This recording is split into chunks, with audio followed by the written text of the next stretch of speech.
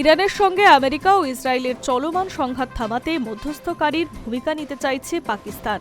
এই ব্যাপারে অতি সক্রিয় হয়ে উঠছে পাকিস্তানের সেনাপ্রধান ফিল্ড মার্শাল জেনারেল আসিম মুনির। মার্কিন প্রেসিডেন্ট ট্রাম্পের সঙ্গে সোমবার বেশ রাতে তার দীর্ঘ সময় টেলিফোনে কথা হয়েছে। একদিকে পাকিস্তানের প্রধানমন্ত্রী শাহবাজ শরীফ একই বিষয়ে কথা বলেছেন ইরানের প্রেসিডেন্ট মাসাউদ পেজেশকিয়ানের সঙ্গে। যুদ্ধ থামাতে পাকিস্তান সব পক্ষকে নিয়ে বৈঠকে আয়োজন করতে প্রস্তুত বলে আমেরিকা ও ইরানের প্রেসিডেন্টকে জানিয়েছে। সূত্রের খবর, সোমবার রাতে পাক সেনাপ্রধান ফোন করেছিল মার্কিন প্রেসিডেন্টকে। ডোনাল্ড ট্রাম্পের সঙ্গে পাকিস্তানের সেনাপ্রধানের সঙ্গে সুসম্পর্কের কথা সকলেরই জানা। এর আগে 3 বার হোয়াইট হাউসে আসিম মুনিরের সঙ্গে বৈঠক হয় মার্কিন প্রেসিডেন্টের। অন্যদিকে ইরানের বর্তমান কর্তাদের সঙ্গে পাক সেনাপ্রধানের উষ্ণ সম্পর্ক রয়েছে বলে কূটনৈতিক মহলের খবর। জানা গিয়েছে, ট্রাম্পকে ফোন করার আগে পাক সেনাপ্রধান সোমবার বাহিনীর উদ্দেশ্যে দীর্ঘ বক্তৃতাও দিয়েছেন।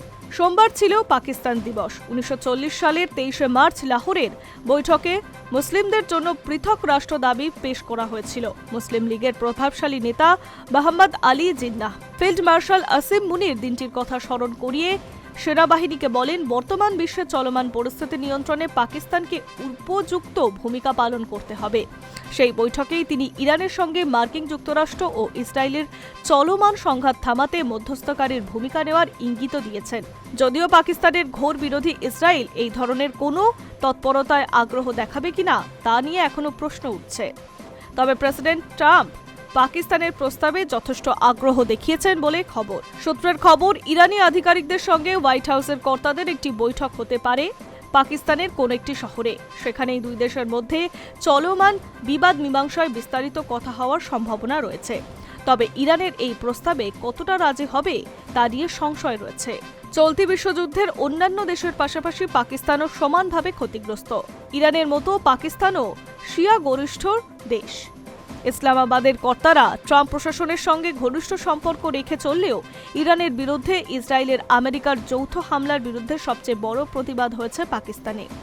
করাচিতে আমেরিকার কনসাল অফিস ভেঙে গুড়িয়ে দিয়েছে বিক্ষুব্ধ জনতা। পরিস্থিতি নিয়ন্ত্রণ আনতে সেনা ও পুলিশকে গুলি চালাতে হয়, তাতে বেশ কিছুজন নিহতও হয়েছেন। চরম আর্থিক দুর্দশার মধ্যে থাকা দেশটি ইরানের জন্য অর্থ সাহায্য তুলেছে জনসাধারণের কাছে। মনে করা হচ্ছে, দেশবাসীর মর্যাদা দিতেই যুদ্ধ থামাতে মধ্যস্থতাকারীর ভূমিকা নিতে চলেছে পাকিস্তান। High news network.